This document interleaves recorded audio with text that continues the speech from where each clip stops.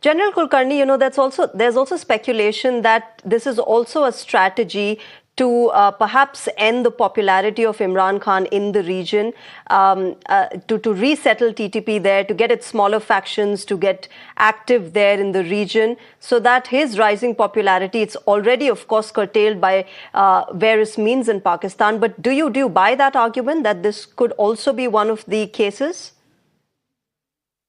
Yeah, very difficult to say because Imran himself, of course, was called Taliban Khan, the way he had started off with. But all said and done, irrespective of the way Taliban, when it came back to power in 2021, Imran was all gaga over it that, well, they were the ones who were actually wanting Taliban to take power. It wasn't like that because slowly and steadily you found that the Haqqani network, you saw the DGISI, how he was sacked, how he was trying to boast that, well, everything they would eat as if from his own palm or something like that. It didn't really happen. Taliban has its own ideology. Pakhtuns have been saying time and again that, look, we are all Muslims. That's perfectly fine.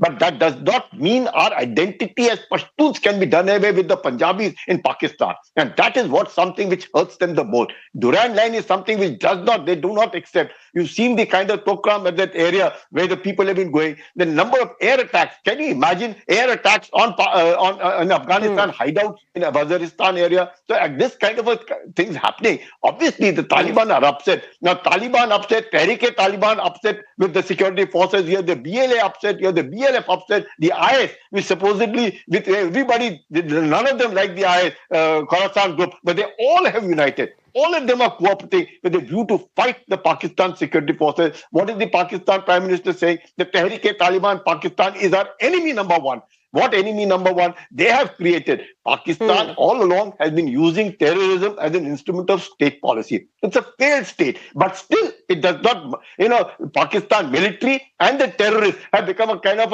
a huge organizational setup, cooperating, fighting with one another, resulting in absolute instability in this region. And Pakistan, Taliban, and Tehrik-e-Taliban, Pakistan, the Afghanistan Taliban, and look at the kind of weapons being used. M16s, M24, night vision devices, the laser weapons, all kinds of things being used. And Pakistan using fighter aircraft, they're using attack helicopters, they're using drones to knock them off. What is all this going on? So much so that they even attacked Iran. So that is the kind of thing which is happening in that region. I think that Pakistan's in a deep trouble, primarily created by their own. All the terrorists have been created by them. There's 6,500 Tehrik-e-Taliban Pakistan fighters. 6,500. There are over 14.5 lakh refugees in Pakistan. The 8.5 lakh thrown out by Pakistan back into Afghanistan. Problems of food, problems of energy, no place to live, health, everything. So there is a chaos which is going on in Pakistan, and Pakistan is in economic distress, total economic distress. As a result of which, I don't think Pakistan can face this kind of a situation unless until they cooperate and give up terrorism. Only way for Pakistan forward, I see, is give up terrorism once and for all. Otherwise, there's no way Pakistan will break into pieces. Yeah, sure. Okay, that obviously, General Kulkarni, isn't happening anytime soon because the very basis of the country's existence now is the fact that they're perpetrating terror on their soil. But Captain Alok Bansal, Pakistan has through the decades done a lot of things under American pressure. The attacks, the counter-terror attacks on FATA, ex-FATA, was also after the post-2001 invasion by United States of America. With Donald Trump now coming in, do you think there's going to be a change there? Might be some sort of dynamic change that will play out in Khyber Pakhtunkhwa at all? Will he have that interest in the first place, Donald Trump? Firstly, Donald Trump is a transactional man. If Pakistan delivers something to him, he'll be very happy. As you know, recently they handed over one terrorist, ISI apprehended, and the US administration thanked Pakistan, ISI for that. So that's the situation. So if it actually suits Donald Trump, he will be very happy. But he's not willing to commit either troops or funds to do something as far as Pakistan is concerned.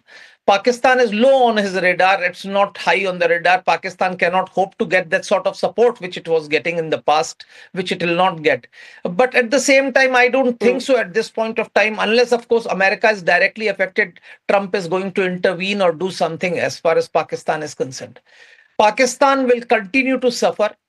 Pakistan's economic condition has improved considerably in last few months. Let me put it very clearly. The inflation, which at one stage was 38%, has come down to 1.52%. Even the foreign exchange reserves have been beefed up because of IMF loan. So it is not that bad a situation as it was a few months or a year and a half back when Pakistan was on the verge of default. So they are fairly okay as far as foreign exchange reserves are concerned, as far as inflation is concerned. Of course, there are macroeconomic issues which continue to be grim.